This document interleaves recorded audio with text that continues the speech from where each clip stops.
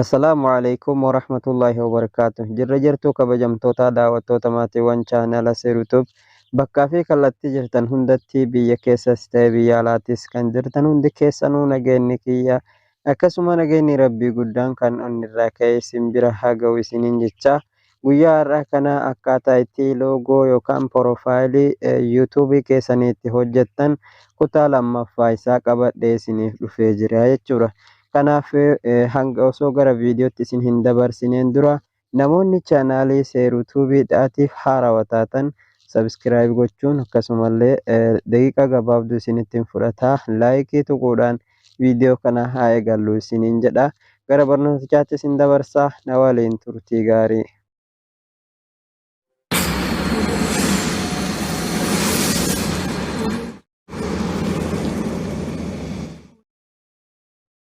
Immoo suuraa kana hojjechuudhaaf jechuudha loogoo hojjechuudhaaf yeroo kamuu appilikeeshina Pixlab jedhu kana nu barbaachisaa jechuudha.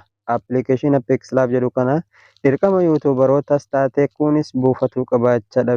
Suuraa walitti maxxansuudhaaf akkasuma suuraa walitti qindeessitee edit gochuudhaaf baay'ee takka appiin kun isin barbaachisaa jechuudha. Kanaaf har'a loogoo asuma keessatti hojjenna. Pixlab kana keessa seenna. Yeroo isa keessa seennee isin fuula kanaan isin hin fidu jechaadha. Ani amma irratti hojjedhe fuula jijjiiree keessaa bahe waan ta'eef fuula kana naaf fide jechuudha. Kanaaf amma mi'a asuma irratti eegala. Tokkoffaa irratti maal gootanii erga seentanii jettanii fakkeenya baagiraawundii kanatti haa jijjiiradhu. Baagiraawundii kanatti efa jijjiiradhe barreeffama neewu teekstii jedhu kana fidaa jechuudha. Kan akkana dhooytanii booddee hedduu dileeteetu kana dha'uudhaan san boodallee asirratti ookee gochuudhaan keessaa dhiixanii jechuudha barreeffama sana. Meedaan amma duwwaa ta'ee jira jechuudha. Kana booda as mallattoowwan jala kana jiran keessaa kan jidduu kanarratti argamu kana dhooytu. Ergasii maal gootanii shooppis kan jedhu kanarra dhooytanii jechuudha. Shooppis irra erga dhooytanii maal gootanii as jidduu dhuftanii jechuudha. Erga achi dhuftaniiti as filattanii jechuudha mallattoo tana. Sana booddee mallattoo tana akkana qabdanii guddiftanii jechuudha xiqqoo ishee addaan. Yeroo guddiftaniitiin hin jettan raayitii irratti gootan. Erga raayitii irratti gootanii jettanii as jalarraa jechuudha kalar kan jedhu filattanii kalar kan jedhu kana irratti dhawattu jechuudha.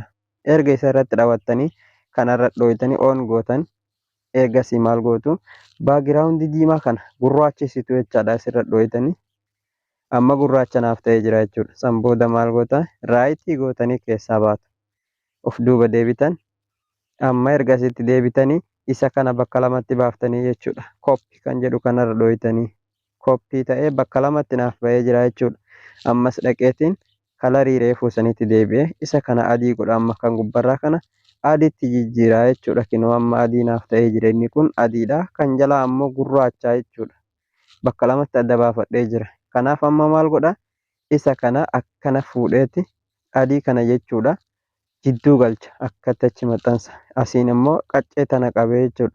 Qaccee tana qabdanii akkatti achi baaftanii jala kanalleen akkasumatti asitti as baaftan sana boodatti achiisitanii haa qal'atu jechaadha. Loogoo bareedaa isaati kunilleen sana booda maal gootanii ammas as tuuxanii xiqqashoo achi qal'iftanii keessaa moortanii jechuudha. Kan amma erga akkatti walitti hiitanii as dhuftan sanduuqa lamaan wal gubbaa jiru kana san booda maal gootu kanarra dhooytanii jechuudha bakka raayitii tana ergasii jara kana lachuu irratti raayitii gootanii walitti hiitanii jechuudha.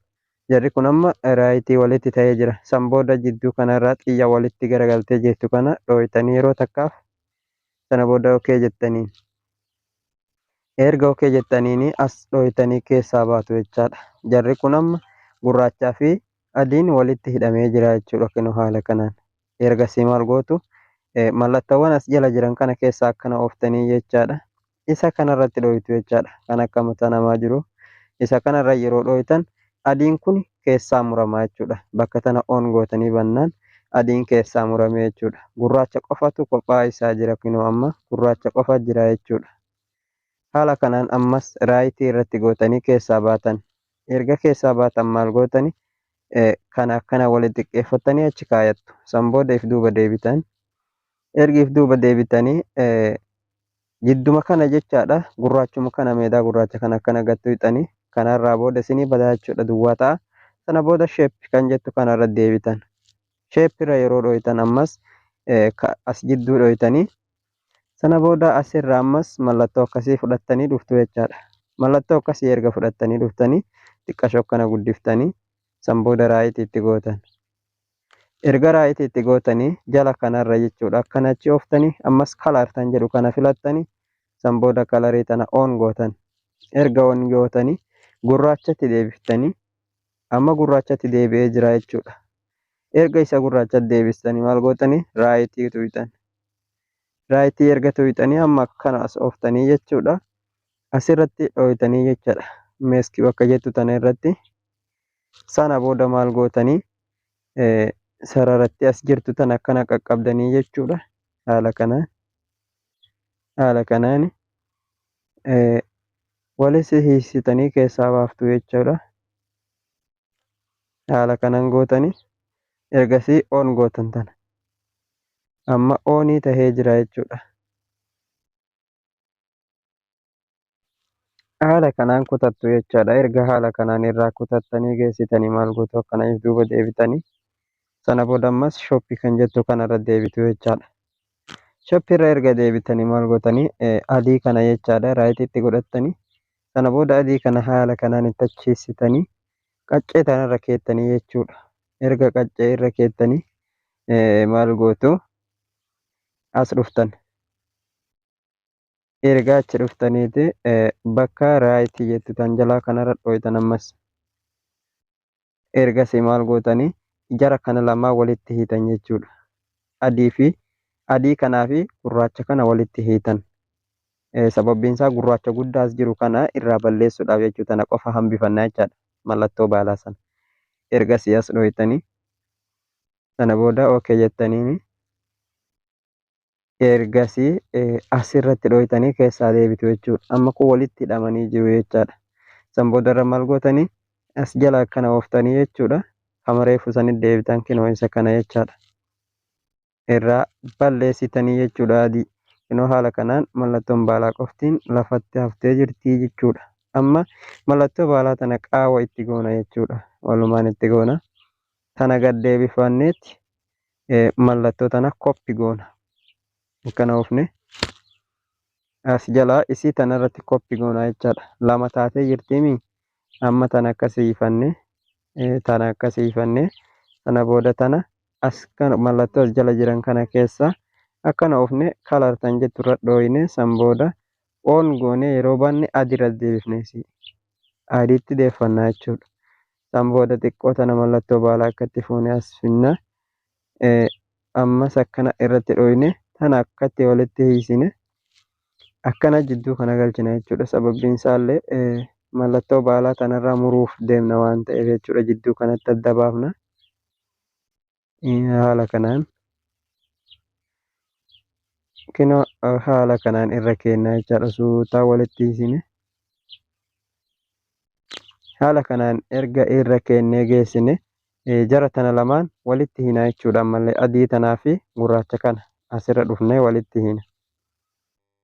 Ergasii maal goona raayitii as jirtu kana dhohina. Sana booddee jara san lamaan walitti hina jechuudha. Kana lamaan amma jarri kun lamaan walitti hidhamanii jiru jechuudha. Ergasii as dhohinee xiyya lamaan walitti deebitu tana dhohinee keessaa baana. Ookee jenneeni. Ergasii maal goona tana dhohinee keessaa deebina jechuudha. Jarri lamaan walitti hidhamanii jiru jechuudha. Amma jara kana lamaan sababii walitti hineef adii kana biraa balleessina. Sararri qal'aan as keessi jiru kun akka baalaatitti haa mul'atuuf jechuudha. Kanaaf akkana jala kanarra oofnee ammallee ergasii kanarra dhohinee riimoof irraa goonaa jechuudha. Adii kana kinoo haala kanaan keessaa balleessinee jirra adii san jechuudha. Amma gurraacha kana akkana fidanna. San booda gurraachas haala kanaan guddifna jechuudha. Haa guddatu.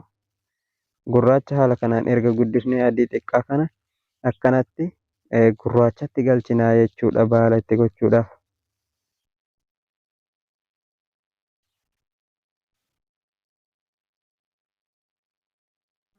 Haala kanaan gurraacha kana akkatti keessa galchina.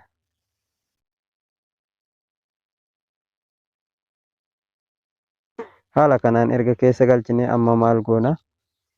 Baallima tana koppi goonee heddummeessina jechuudha. Kinoo haala kanaan addaan babaafattan amma heddummeeffachuudhaaf jechuudha. Isima tana kinoo akkanatti asirra keettan ammas asuma dhoytanii koppi gootan bakka sadiitti. Sana boodas jala kanallee kinoo akkana gootanii jechuudha. Ammas asuma dhoytanii koppi gootan. Sana boodas haala kanaan gubbaarraan kinoo bifa kanaan koppi gootanii erga haala kanaan irratti godhataniiti jechuudha. Xixiqqashoo wal kortee akkana irraa siqu. Haala kanaan walitti koppi gootanii qindeeffattu jechaadha. Amma jara kan lamaa walitti qindeessitii hin jiraami. Walirratti amma jara kana hundaayyuu jechaadha bakka takkatti as dhuftanii sana booddee maal gootu as jala gabbootan. Amma jara kana hundaa raayitii itti gootanii jechuudha. Raayitii erga itti gootanii xiyya lamaa walitti deebitu tana dhoytanii sana booda okee gootanii walitti hidhamanii jiru jechaadha amma jarri hunduu. San booda as dhooftanii keessaa baatu. Jarri kun hundi walitti hidhamanii jiranii jechuudha. Amma akkanaa sooftanii jara kana jechaadha. Kalara feetanii deeffattu jechaadha. Feetan diimaa, feetan adii, feetan kana yoo feetan kana isa haala kanaan itti deeffattanii erga jettanii haala kanaan erga deeffattanii raayitii irratti gootan jechuudha. Amma raayitii irratti goone maaltu hafe maqaa keenya asii galchinaa jechuudha. Amma maqaa keenya isa galchina qubee A tana dhoytan. San booda teekistii kan jettu as jirti irra dhoytanii sana booda ammas ediit kan jedhu kanarra dhoytanii maqaa chaanaalii keessanii itti barreeffattu. Amma seeruutuub jedhananillee seeruutuub ergan jedhee barreessee okee gootan isinis amma as finnaa jechuudha. As eega galchinee maal gootanii akkana sooftanii foontii filattan. Foontii kan jedhu kanarra dhoytan qubee A fi baasan as keessaa barreeffama isinitti tolu laallattanii irratti dhabattu jechuudha. Ani barreeffama isa kanan filadha. Ergasii okee jettaniini haala kanaan asitti galchituu jechaadha. Erga asitti galchitanii kinoo haala kanaan isinii gala. Sana boodas sabiskiraayibii, laayikii, sheerii illee yoo feetan teekistii marra tuquudhaan jechuudha.